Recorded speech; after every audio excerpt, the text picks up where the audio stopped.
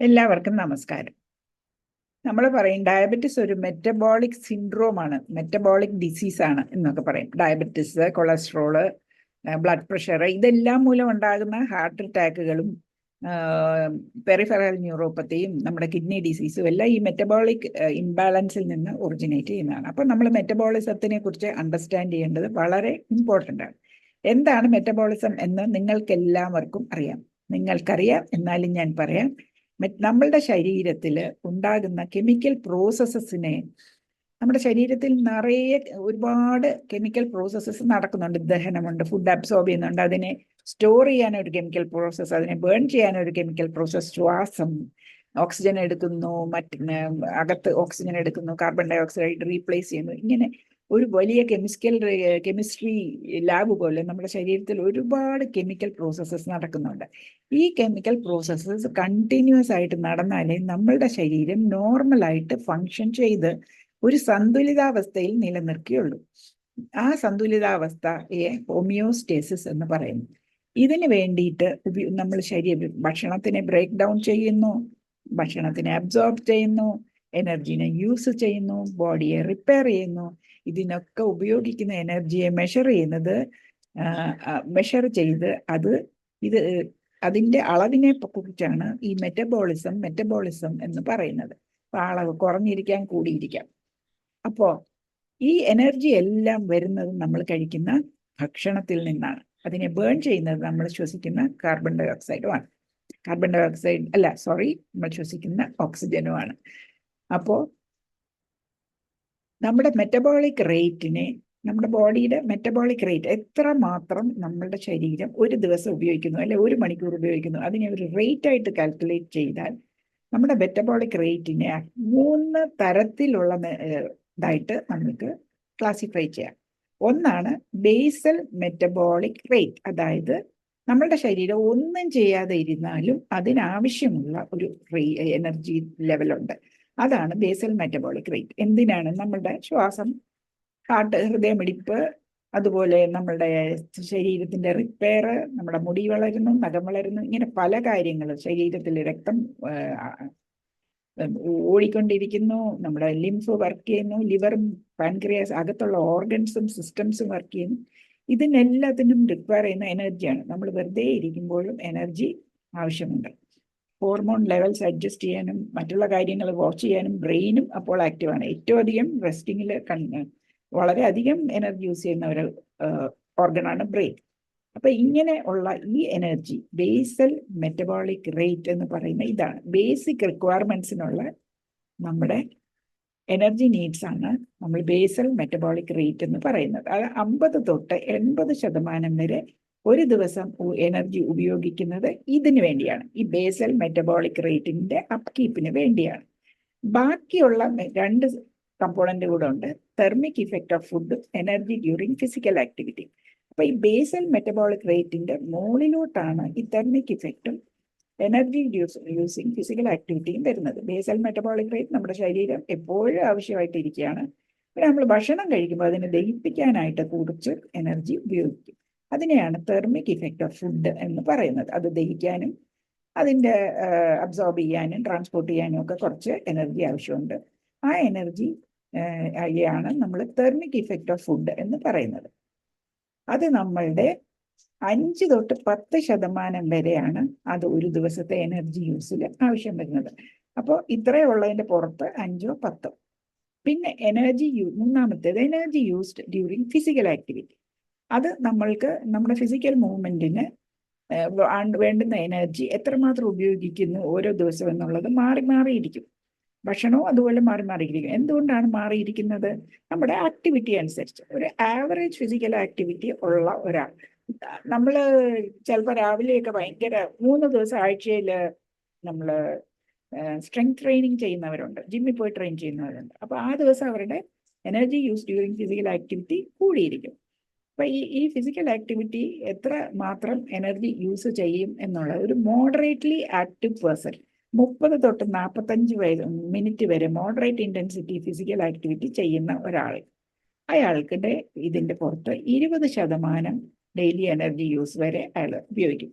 അപ്പൊ 50 തൊട്ട് 80% വരെ ബേസൽ അതിൻ്റെ പുറത്ത് 5 തൊട്ട് 10% വരെ ഫുഡ്, പിന്നെ ഒരു 20% വരെ നമ്മുടെ ഫിസിക്കൽ ആക്ടിവിറ്റി. ഇങ്ങനെയാണ് നമ്മുടെ മെറ്റബോളിക് റേറ്റ് ഇരിക്കുന്നത്.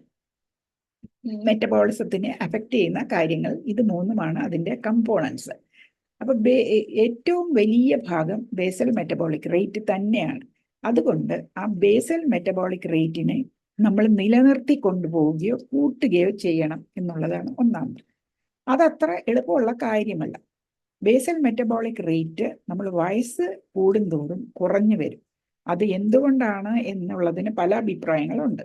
ഒന്ന്, വയസ്സ് ആകും തോറും നമ്മുടെ മസിൽ മാസ് കുറഞ്ഞു വരും, നമ്മുടെ ആക്ടിവിറ്റി കുറയും, പിന്നെ നമ്മുടെ ഹോർമോൺസ് ചേഞ്ച് ചെയ്യും. ഇങ്ങനെ പല കാരണങ്ങൾ കൊണ്ട് അതിന് ഏജ് റിലേറ്റഡ് മസിൽ ലോസ് എന്നും സാർക്കോപീനിയ എന്നും ഒക്കെ പറയുന്നു. അപ്പോൾ വയസ്സായി വരുമ്പോൾ ചില ആളുകൾ മെലിഞ്ഞു വരും. മെലിഞ്ഞു വരുന്നത് അവരുടെ മസിൽ ലോസ് കൊണ്ടാവാം. ചില ആളുകൾ വണ്ണം വെച്ച് വരും. അത് അവരുടെ മസിൽ ലോസ് ചെയ്തിട്ട് അവർ കഴിക്കുന്ന ഭക്ഷണം അതുപോലെ കഴിച്ച് ഫാറ്റ് റീപ്ലേസ് ചെയ്ത് മസിലിൻ്റെ പുറത്ത് ഫാറ്റ് വരുന്നതാവാം. എന്തൊക്കെയാണെങ്കിലും lean muscle mass, fat free muscle mass maintain ചെയ്യേണ്ടത് നമ്മുടെ ആരോഗ്യത്തിന് ആവശ്യമാണ്.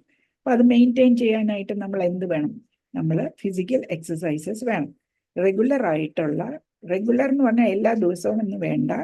നമ്മൾ 3 ദിവസമോ 5 ദിവസമോ 4 ദിവസമോ ഒക്കെ റെഗുലർ എക്സസൈസ് വേണം. അത് നമ്മളുടെ മസിലിനെ മെയിൻറ്റെയിൻ ചെയ്യാൻ വേണ്ടിയാണ് അത് വേണ്ടത്. അപ്പോൾ നമ്മൾ ബേസൽ മെറ്റബോളിക് റേറ്റ് മെയിൻറ്റെയിൻ ചെയ്യാൻ വേണ്ടി എക്സസൈസ് ചെയ്യണം. എക്സസൈസ് ചെയ്യുന്നത് വെയിറ്റ് ബെയറിംഗ് എക്സസൈസസ് ആവണം. യോഗ ആണെങ്കിലും മതി. അത് ഓവർ ടൈം നമ്മളുടെ മസിൽസ് ഇംപ്രൂവ് ചെയ്യും. പിന്നെ ഈ ബേസൽ മെറ്റബോളിക് റേറ്റ് പല കാര്യങ്ങൾ ഒരാൾക്ക് നാച്ചുറലായിട്ടുള്ളത് പലതിനെയും ഡിപ്പെൻഡ് ചെയ്യും. ഒരാളുടെ ബോഡി സൈസ്, എൻ്റെ ഭർത്താവിന് 6 അടിയോളം പൊക്കമുണ്ട്, എനിക്ക് 5 അടി 1.5 ഇഞ്ച് പൊക്കമുണ്ട്. ഞാൻ കുറെ കൂടെ മെലിഞ്ഞാണ്, അദ്ദേഹം വളരെ മസ്കുലറാണ്. ഞങ്ങളുടെ രണ്ടുപേരുടെ BMR വ്യത്യാസമുണ്ട്. അദ്ദേഹത്തിന് ഹയർ BMR കാണും. Body size, amount of lean muscle tissue, എത്ര മസിൽ ഉണ്ടെന്നുള്ളതിനെ ഇത് എഫക്ട് ചെയ്ത് ഞാൻ ഒരുപാട് പ്രാവശ്യം പറഞ്ഞതാണ്. ഞാൻ ചെറുപ്പത്തിൽ എപ്പോഴും പുസ്തകം വായിച്ചുകൊണ്ടിരുന്നത് കൊണ്ടാണ് എനിക്ക് ലീൻ മസിൽ ടിഷ്യൂ അന്നേ ഇല്ലാതെ വന്നതും വയസ്സായപ്പോൾ അതും കൂടെ ലൂസ് ചെയ്തത്. അപ്പോൾ ലീൻ മസിൽ ടിഷ്യൂ ആണ് ഏറ്റവും സ്പീഡിൽ നമ്മുടെ എനർജി ബേൺ ചെയ്യുന്ന ഒരു കമ്പോണൻ്റ് ആണ്. ബോഡി ഫാറ്റ് കൂടുന്തോറും, മൂന്നാമത്തെ സാധനമാണ് ബോഡി ഫാറ്റ് കൂടുന്തോറും നമ്മളുടെ മെറ്റബോളിക് റേറ്റ് കുറയും. പിന്നെ ക്രാഷ് ഡയറ്റിംഗ്, സ്റ്റാർവിങ്, ഫാസ്റ്റിംഗ്, അത് അൺസയൻറ്റിഫിക് ആയിട്ട് നമ്മൾ ഡയറ്റ് ചെയ്യുകയും, അതായത് ക്രാഷ് ഡയറ്റ്, പെട്ടെന്ന് ഭക്ഷണം എല്ലാം കുറച്ച് ഞാൻ മെലിയാൻ പോവാണെന്നൊക്കെ പറയുമ്പോൾ നമ്മുടെ മെറ്റബോളിസം സ്ലോ ഡൗൺ ചെയ്യും. കാരണം ബോഡിക്ക് അതിൻ്റെ ഇൻ്റലിജൻസ് ഉണ്ട്. ആ ബോഡി നോക്കുമ്പോൾ ഭക്ഷണം വരുന്നത് കുറയുന്നു എന്ന് കാണുമ്പോൾ അത് ഉപയോഗം കുറയ്ക്കും. നമ്മളും അങ്ങനെയാണല്ലോ. ഇപ്പം അരി കിട്ടത്തില്ല അടുത്ത 6 മാസം എന്ന് പറഞ്ഞാൽ ഉള്ള അരി നമ്മൾ വളരെ സൂക്ഷിച്ച് ഉപയോഗിക്കും. അതുപോലെ മെറ്റബോളിക് റേറ്റ് കുറയും. പിന്നെ ഏജ് ഞാൻ പറഞ്ഞു, ഗ്രോത്ത്, വളരുന്ന കുട്ടികൾക്ക് വളരെയധികം എനർജി ആവശ്യമുണ്ട്. ജെൻഡർ, ആണുങ്ങളുടെ മെറ്റബോളിക് റേറ്റ് ഹയർ ആണ്. ജനറ്റിക് പ്രീഡിസ്പോസിഷൻ, ചില ആളുകൾക്ക് ജന്മന ഉള്ള ചില slower or faster metabolic rate ഉണ്ട്. ഹോർമോണൽ നെർവസ് കൺട്രോൾ, നമ്മുടെ ഈ BMRനെ കൺട്രോൾ ചെയ്യുന്നത് നമ്മുടെ ഹോർമോൺസ് ആണ്. നമ്മൾ ഡയബറ്റീസിനെ കുറിച്ച് പഠിക്കുമ്പോൾ ചില ഹോർമോൺസിനെ കുറിച്ച് പഠിക്കും. പിന്നെ നമ്മുടെ നെർവസ് സിസ്റ്റവുമാണ്, നമ്മുടെ ബ്രെയിനാണ് എല്ലാത്തിനും ഡയറക്ഷൻ കൊടുക്കുന്നത്. പിന്നെ ഒരു നമ്മുടെ മെറ്റബോളിക് റേറ്റിനെ അഫക്റ്റ് ചെയ്യുന്ന ഒരു സാധനമാണ് എൻവയൺമെന്റൽ ടെമ്പറേച്ചർ.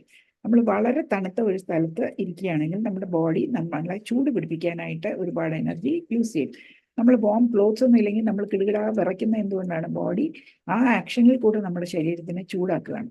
അതുപോലെ ചൂട് സ്ഥലത്താണെങ്കിൽ നമ്മൾ വിയർക്കും. ആ വിയർപ്പുണ്ടാക്കാനും മറ്റും പിന്നെയും ബോഡി എനർജി ഉപയോഗിച്ച് നമ്മുടെ ബോഡീനെ കൂൾ ചെയ്യാൻ ശ്രമിക്കും.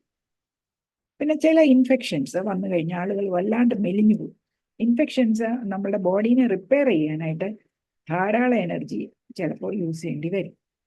പിന്നെ ഞാൻ പറഞ്ഞ പോലെ നമ്മുടെ ഫിസിക്കൽ ആക്ടിവിറ്റി റെഗുലറായിട്ട് കാണണം. നമ്മുടെ മസിൽസ് ധാരാളം ആക്ടിവിറ്റിയുടെ സമയത്ത് നമ്മുടെ മസിൽ ഒരുപാട് എനർജി ബേൺ ചെയ്യും. ഞാൻ പറഞ്ഞിട്ടുണ്ട്, നമ്മൾ ഭക്ഷണം കഴിച്ചു കഴിഞ്ഞ് നമുക്ക് ഇൻസുലിൻ റെസിസ്റ്റൻസ് ഉണ്ട്. മസിൽ ഇൻസുലിൻ റെസിസ്റ്റൻ്റ് ആയതുകൊണ്ട് ഷുഗർ എടുക്കുകയല്ല. അപ്പോൾ നമ്മൾ എക്സസൈസ് ചെയ്യുമ്പോൾ ഇൻസുലിൻ ഉണ്ടെങ്കിലും ഇൻസുലിൻ ഇല്ലെങ്കിലും ഹംഗ്രി മസിൽസ് ആ ഷുഗറിനെ അബ്സോർബ് ചെയ്യും. അതുകൊണ്ടാണ് കഴിച്ചു കഴിഞ്ഞാൽ അല്പം നടന്നാൽ ഷുഗർ താഴും എന്ന് പറയുന്നത്. അത്രമാത്രം ഒന്നും താഴുകയില്ല, നടപ്പിന്റെ വേഗതയും രീതിയൊക്കെ അനുസരിച്ചിരിക്കും. അപ്പോൾ ഫിസിക്കൽ ആക്ടിവിറ്റി അതിനെ അഫക്റ്റ് ചെയ്യും. ചില മരുന്നുകളും സംഭവങ്ങളും നമ്മളുടെ മെറ്റബോളിക് റേറ്റിനെ അഫക്റ്റ് ചെയ്യും. ഒരു പറയുന്നത് അനുസരിച്ച് കെഫീന്, നമ്മൾ കട്ടൻ കാപ്പി നമ്മുടെ മെറ്റബോളിക് റേറ്റ് കൂട്ടും. പിന്നെ മുളക്, അതിനകത്തുള്ള എരിവ്, അത് കുറച്ച് നേരത്തേക്ക് നമ്മുടെ മെറ്റബോളിക് റേറ്റ് കൂട്ടും. നമ്മളെ വിയർപ്പിക്കുകയും ഇതൊക്കെ ആക്കാനും ഒക്കെ എരിവ് പ്രേരിപ്പിക്കുകയല്ലേ. അങ്ങനെയുള്ള പ്രേരണകൾ കൊണ്ടൊക്കെ നമ്മുടെ മെറ്റബോളിക് റേറ്റ് ഇച്ചിരി നേരം കൂടും. വലുതായിട്ടൊന്നും കൂടുകയില്ല. കഫീൻ എത്ര കൂട്ടും എന്ന് എനിക്ക് അറിഞ്ഞുകൂടാ. പിന്നെ ചില ഡയറ്ററി ഡെഫിഷ്യൻസീസ് കൊണ്ട് നമ്മുടെ മെറ്റബോളിക് റേറ്റ് കുറഞ്ഞിരിക്കും. ഇത് പറഞ്ഞു വരുമ്പോൾ ഞാൻ എൻ്റെ DNA ടെസ്റ്റ് ചെയ്തത് ഞാൻ പറഞ്ഞല്ലോ. DNA ടെസ്റ്റിൽ എനിക്ക് metabolic rate and digestion absorption ഒക്കെ കുറയാനുള്ള ചില കോസസ് അതിലുണ്ട്. അത് ഞാൻ വീണ്ടും അതിന് വേണ്ടി ഒരു വീഡിയോ ഇടുന്നതായിരിക്കും. പിന്നെയുള്ള രണ്ടാമത്തെ, നമ്മൾ 3 പറഞ്ഞു. BMR, basal metabolic rate, thermic effect of foods and physical activity. നമ്മുടെ മെറ്റബോളിക് റേറ്റിന് ദിവസവും വരുന്ന സാധനങ്ങളാണ്. അപ്പോൾ BMR നമ്മൾ ഭക്ഷണം കഴിക്കുമ്പോൾ നമുക്ക് ഭക്ഷണത്തിനെ ദഹിപ്പിക്കാനും അബ്സോർബ് ചെയ്യാനും എല്ലാം നമുക്ക് എനർജി ആവശ്യമുണ്ട്. അത് മൂവ് ചെയ്യണം, വായിന്ന് ചവയ്ക്കണം, ഇവിടെ എല്ലാം പെരിസ്റ്റാൾട്ടിക് മൂവ്മെന്റ് കൊണ്ട് വയറിലെത്തണം, വയറ്റിൽ നിന്ന് അത് കുഴച്ച് ഇളക്കി അത് കഴിഞ്ഞിട്ട് പുറത്തോട്ട് തള്ളണം, അവിടുന്ന് അത് അബ്സോർബ് ചെയ്യണം, പിന്നെയും വേസ്റ്റ് എല്ലാം കൂടെ താഴെ ചെല്ലണം, അവിടെയും പല കാര്യങ്ങൾ നടക്കുന്നു. ഇതെല്ലാം നടക്കാൻ ഒരുപാട് എനർജി വേണം. 2 തൊട്ട് 3 മണിക്കൂർ വരെ ഉള്ള സമയത്താണ് ഈ എനർജി കൂടി വരുന്നത്. ഈ എനർജി എക്സ്പെൻഡിച്ചർ, നമുക്ക് എനർജി വരികയല്ല, എനർജി എക്സ്പെൻഡിച്ചർ. അപ്പോൾ 2 തൊട്ട് 30% വരെ BMR അപ്പോൾ നമ്മൾക്ക് ചേഞ്ച് ചെയ്യാം. നമ്മുടെ ബേസൽ മെറ്റബോളിക് റേറ്റിന്റെ പുറത്താണ് ഈ നീഡ്സ് വരുന്നത്. Basal metabolic rate is constant and always required. Constant അല്ല, നമ്മളുടെ ചില ശരീരസ്ഥിതികൾ മാറുമ്പോൾ അത് മാറും. ഈ ബേസൽ മെറ്റബോളിക് റേറ്റിന്റെ മുകളിൽ 2 തൊട്ട് 20% നമ്മൾ ഭക്ഷണം കഴിക്കുമ്പോൾ എനർജി ബേൺ ചെയ്യാൻ ആവശ്യം വരും. അപ്പോൾ പല ഫുഡ്സ് പല മാതിരിയാണ് എനർജി ബേൺ ചെയ്യുന്നത്. പല ഫുഡ്സ് പല മാതിരി എന്ന് പറയുമ്പോൾ ഫാറ്റ് 0 to 5% ആണ് BMR റേസ് ചെയ്യുന്നത്. കാർബോഹൈഡ്രേറ്റ് 5 to 10% റേസ് ചെയ്യുന്നു. അപ്പോൾ ഫാറ്റ്സ് ഒട്ടും റേസ് ചെയ്യുന്നില്ല. പ്രോട്ടീൻസ് 20 to 30% നമ്മുടെ BMR റേസ് ചെയ്യുന്നു. അപ്പോൾ BMR റേസ് ചെയ്യാനുള്ള മറ്റൊരു മാർഗമാണ് പ്രോട്ടീൻസ് കൂടുതലായി കഴിക്കുക. അതെന്ന് പറഞ്ഞ് അളവിൽ കൂടുതൽ പ്രോട്ടീൻ കഴിക്കേണ്ട ആവശ്യമില്ല. പിന്നെ hot and spicy foods containing chilli, horse radish and mustard. Horse radish അറിയാലോ, നമ്മുടെ മുള്ളങ്കി, അതുപോലെ എരിവുള്ള ഭക്ഷണങ്ങളും തെർമിക് ഇഫക്റ്റ് ആഡ് ചെയ്യും. പിന്നെ 3ാമത്, energy use during physical activity. Strenuous and vigorous physical ആക്ടിവിറ്റിയിൽ മസിൽസ് 3000 kJ/h വരെ എനർജി ബേൺ ചെയ്യാം. ഈ energy expenditure 20% of the energy expenditure at rest വരത്തുള്ളൂ. നമ്മുടെ ബേസൽ മെറ്റബോളിക് റേറ്റിന്റെ 20% ആണ് നമ്മുടെ energy expenditure with physical activity. പക്ഷേ നമ്മൾ വളരെ വിഗറസ് ആയിട്ട്, ഇപ്പോൾ മാരത്തൺ റണ്ണർ ട്രെയിനിങ് ഒക്കെ ആണെങ്കിൽ നമ്മൾ 50 ഫോൾഡ് ഓർ മോർ നമ്മുടെ എനർജി ബേണിങ് ഇൻക്രീസ് ചെയ്യും. നമ്മൾ നല്ല ഒത്തായിട്ട് ഒരു ടെന്നീസ് പ്ലെയർ ആണ്, അല്ലെങ്കിൽ നമ്മളൊരു മാരത്തൺ റണ്ണറാണ്, അല്ലെങ്കിൽ നമ്മൾ വേറെ ഇതുപോലെയുള്ള ഹൈ ജമ്പ്, പോൾ വോൾട്ട് ഇതൊക്കെ ചെയ്യുന്നവർ ട്രെയിനിങ്ങിന് തന്നെ ധാരാളമായിട്ട് എക്സസൈസ് ചെയ്യുക. അതുപോലെ മസിൽ ബിൽഡേഴ്സ്, അവർക്ക് 50 ടൈംസ് നമ്മുടെ ബേസൽ മെറ്റബോളിക് റേറ്റിന്റെ 50 ടൈംസ് ഫിസിക്കൽ ആക്ടിവിറ്റി കൊണ്ട് കൂടും. കാരണം അവർ അത്രമാത്രം ഫിസിക്കൽ ആക്ടിവിറ്റി ചെയ്യുന്നുണ്ട്, അവരുടെ മസിൽസ് അത്രമാത്രം സ്ട്രോങ്ങറും ബിഗറും ആണ്. അത് നമ്മൾക്ക് ഡയറക്റ്റ് ആയിട്ട് കൺട്രോൾ ചെയ്യാവുന്ന ഒരു metabolic rate or use of എനർജിയാണ് energy use during physical activity. അത് വളരെ ക്ലിയർ ആണ്. അപ്പോൾ നമുക്ക് എത്രമാത്രം എനർജി സ്പെൻഡ് ചെയ്തു എന്നുള്ളത് നമുക്ക് അളക്കാനൊന്നും പറ്റുകയില്ല. ഓരോ ആളിലും അത് വ്യത്യാസമായിരിക്കും. കാരണം നമുക്ക് വെയിറ്റ്, ഏജ്, ഹെൽത്ത്, നമ്മുടെ മസിൽ മാസ്, ഇതൊക്കെ ഇന്റൻസിറ്റി ഓഫ് ദ എക്സസൈസ്, ഇതെല്ലാം അനുസരിച്ച് എത്ര കഠിനമായിട്ട് വ്യായാമം ചെയ്യുന്നു, ഇതെല്ലാം അനുസരിച്ച് energy use during physical activity vary ചെയ്യും. പക്ഷെ ഫിസിക്കൽ ആക്ടിവിറ്റിയാണ് നമ്മൾക്ക് നമ്മുടെ മെറ്റബോളിക് റേറ്റ് ഒരു ദിവസത്തിൽ സ്പെൻഡ് ചെയ്യുന്ന എനർജി ഏറ്റവും അധികം കൂട്ടാവുന്നത് ഫിസിക്കൽ ആക്ടിവിറ്റി വഴിയാണ്. രണ്ടാമത് കൂട്ടാവുന്നത് നമ്മൾ കഴിക്കുന്ന ഭക്ഷണത്തിലെ പ്രോട്ടീന് കുറച്ച് ശരിയായ രീതിയിൽ അഡ്ജസ്റ്റ് ചെയ്യുന്നതിൽ കൂടെയാണ്. മൂന്നാമത് നമ്മൾ മസിൽ ബിൽഡ് ചെയ്യുന്നതിലാണ്. അത് ഈ ഫിസിക്കൽ ആക്ടിവിറ്റി ഇന്റർ റിലേറ്റഡ് ആണ്. ഈ ഫിസിക്കൽ ആക്ടിവിറ്റി നമ്മൾ കൂട്ടുമ്പോൾ നമ്മുടെ മസിൽ ബിൽഡ് ചെയ്യുന്ന തരത്തിലുള്ള ആക്ടിവിറ്റീസ് കൂട്ടി നമ്മുടെ മസ്കുലർ എന്താ പറയണ്ടേ, നമ്മുടെ മസിൽസ് കൂടിയാൽ നമ്മുടെ muscular volume in the body more ആകുന്തോറും നമ്മുടെ BMR കൂടുകയും ചെയ്യും. അത് നമ്മൾ വിചാരിക്കും ഇനിയിപ്പോൾ 70 വയസ്സിൽ സൂസൻ എവിടെ നിന്നാണ് മസിൽ ബിൽഡ് ചെയ്യാൻ പോകുന്നത്. 80 വയസ്സ് ആയി വീക്കായിട്ടുള്ള ഒരാൾ ജിമ്മിൽ പോയി മസിൽ ബിൽഡ് ചെയ്ത കഥ എൻ്റെ മകൻ പറയും. അവൻ പോകുന്ന ജിമ്മിലാണ്. അയാൾ 1 വർഷം മുമ്പ് 80 വയസ്സായി അല്പം മസിലൊന്നും ഇല്ലാതെ വന്ന് പേഴ്സണൽ ട്രെയിനറുമായിട്ട് കൺസൾട്ട് ചെയ്ത് എക്സസൈസും ഫുഡും എല്ലാം അഡ്ജസ്റ്റ് ചെയ്ത് ഇപ്പോൾ വളരെ മസ്കുലറായിട്ട് 1 വർഷം കഴിഞ്ഞപ്പോൾ വളരെ മസ്കുലറായിട്ടുള്ള ഒരു 80-year-old മാൻ ഡെഡ് ഹാൻഡ്സ് ഒക്കെ ചെയ്യുകയും അതുപോലെയുള്ള വളരെയധികം ബോഡിയുടെ സ്ട്രെങ്ത് നീഡ് ചെയ്യുന്ന എക്സസൈസ് ഒക്കെ ചെയ്യാൻ അയാൾ കേപ്പബിളായി എന്നുള്ളതാണ്. അതുകൊണ്ട് it is never to late. പക്ഷെ ടു ലേറ്റ് അല്ലെങ്കിലും നമ്മൾ ഒരു മരുന്നൊക്കെ കഴിച്ച് ഒരു ഡോക്ടറുടെ ചികിത്സയിലിരിക്കുമ്പോൾ ആ ഡോക്ടറോട് ചോദിച്ചുകൊണ്ട് മാത്രമേ ഇങ്ങനെയുള്ള കാര്യങ്ങൾ നമ്മൾ തുടങ്ങാവൂ. അതായത് ഹാർഷും വിഗറസും വളരെ എക്സ്ട്രീം ആയിട്ടുള്ള സ്റ്റെപ്സ് ഒന്നും നമ്മൾ ചെയ്യാതിരിക്കുക. ചെയ്യുകയാണെങ്കിൽ ഡോക്ടറുടെ ഗൈഡൻസ് കൊണ്ട് മാത്രം ചെയ്യുക. അപ്പോൾ ഇപ്പൊ എല്ലാം മനസ്സിലായല്ലോ. മെറ്റബോളിക് റേറ്റ് എന്താണ്? നമ്മുടെ ശരീരം ഉപയോഗിക്കുന്ന എനർജി, അത് എപ്പോഴും ഉപയോഗിക്കുന്ന എനർജി ഉണ്ട്. അതിന്റെ ശരീരത്തിന്റെ സന്തുലിതാവസ്ഥയ്ക്ക്, പിന്നെ നമ്മൾ കഴിക്കുമ്പോൾ ഉപയോഗിക്കുന്ന എനർജി ഉണ്ട്, ഫിസിക്കൽ ആക്ടിവിറ്റിക്ക് ഉപയോഗിക്കുന്ന എനർജി ഉണ്ട്. നമുക്ക് വേറി ചെയ്യാവുന്നത് നമ്മൾ കഴിക്കുന്നതിന്റെ എനർജി കുറച്ചൊക്കെ വേറി ചെയ്യാം, ഫിസിക്കൽ ആക്ടിവിറ്റിയുടെ നല്ലതുപോലെ വേറി ചെയ്യാം. എന്നും കുത്തിയിരിക്കുകയാണെങ്കിൽ എണീറ്റ് നടക്കാം, എണീറ്റ് നിൽക്കാം. നമ്മളിപ്പോൾ ഡെസ്ക് ജോബ് ചെയ്യുകയാണെങ്കിൽ നിന്നുകൊണ്ട് കുറേ നേരം ചെയ്യാം, ഇരുന്നുകൊണ്ട് ചെയ്യാം. ഇരിക്കുമ്പോൾ നമ്മുടെ സോളിയസ് പുഷപ്പ് ചെയ്യാം, അപ്പോൾ എനർജി എക്സ്പെൻഡിച്ചർ ഉണ്ടാവും. അങ്ങനെയൊക്കെ നമ്മൾ ഫിഡ്ജറ്റ് ചെയ്യാം, ഇങ്ങനെയൊക്കെ ആക്കാം. എപ്പോഴും നമ്മൾ എനർജി എക്സ്പെൻഡ് ചെയ്തുകൊണ്ട് ഇരുന്നാൽ നമ്മളുടെ മെറ്റബോളിക് റേറ്റ് ഹയർ ആവും. എന്ന് വെച്ചാൽ നമ്മൾ കൂടുതൽ എനർജി ബേൺ ചെയ്യുന്നു. പിന്നെ നമ്മൾ കഴിക്കുന്ന ഭക്ഷണത്തിൽ കൂടുതൽ പ്രോട്ടീൻ ഉൾപ്പെടുത്തുക, ഫാറ്റ്. പിന്നെ നമ്മൾ ചെയ്യാവുന്നത് ഇതൊക്കെ ചെയ്ത് പ്രോട്ടീനും ഫിസിക്കൽ ആക്ടിവിറ്റിയും സ്ട്രെങ്ത് ട്രെയിനിങ് കൊണ്ട് നമ്മളുടെ മസിൽസ് കൂട്ടുക. അങ്ങനെ നമ്മുടെ ബേസൽ മെറ്റബോളിക് റേറ്റ് കൂട്ടുക എന്നുള്ളതാണ് നമുക്ക് മെറ്റബോളിക് റേറ്റ്സ് കൂട്ടാനുള്ള വഴി. അപ്പോൾ നമ്മൾ ഡയറ്ററി ഡെഫിഷ്യൻസീസ് ഇതിലൊരു പ്രധാന കാരണമാണ്. നമ്മൾക്ക് തൈറോയിഡ് ഡെഫിഷ്യൻസി ഉണ്ടെങ്കിൽ നമ്മുടെ മെറ്റബോളിക് റേറ്റ് കുറഞ്ഞിരിക്കും.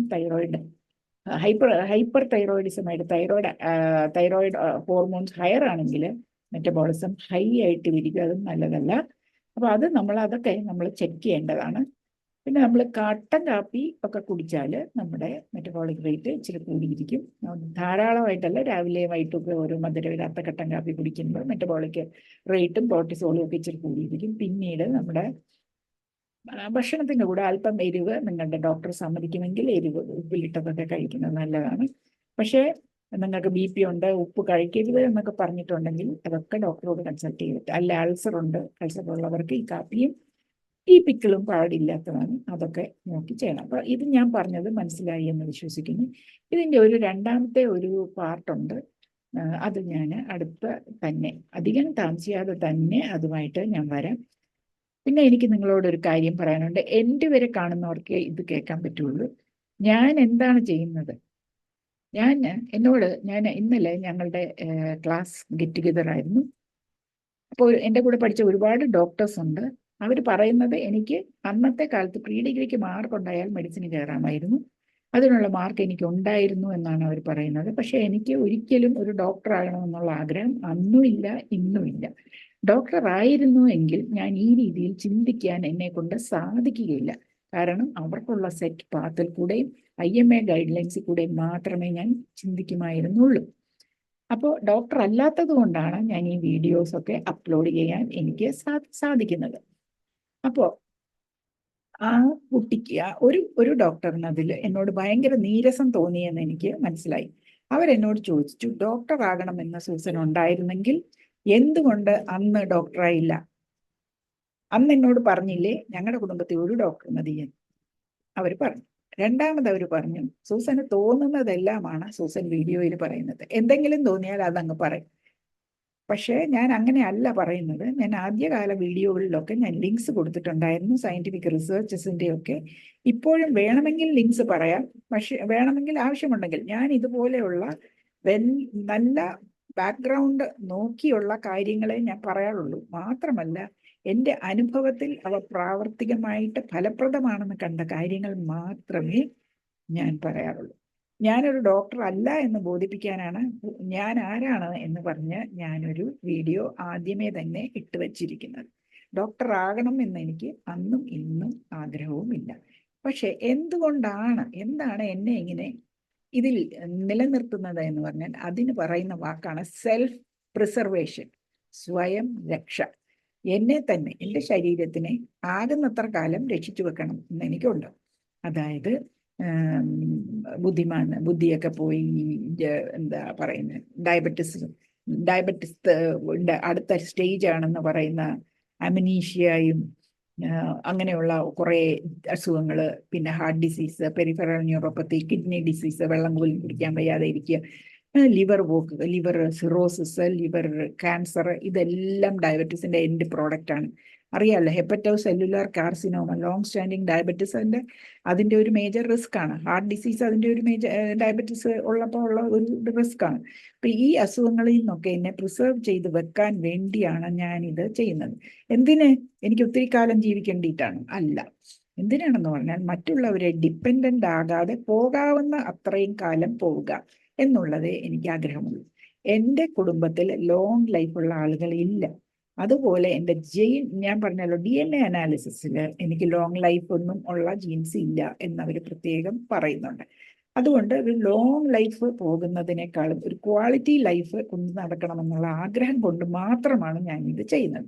പറയുന്നത് മറ്റുള്ളവർക്കും ഇതേ അനുഭവം ഉള്ളവർ കാണും. ആദ്യം പറഞ്ഞത് സെൽഫ് ഡിഫെൻസിലാണ്, പറയുന്നത് മറ്റുള്ളവർക്കും ഇത് മനസ്സിലാകട്ടെ എന്ന് വെച്ചാണ്.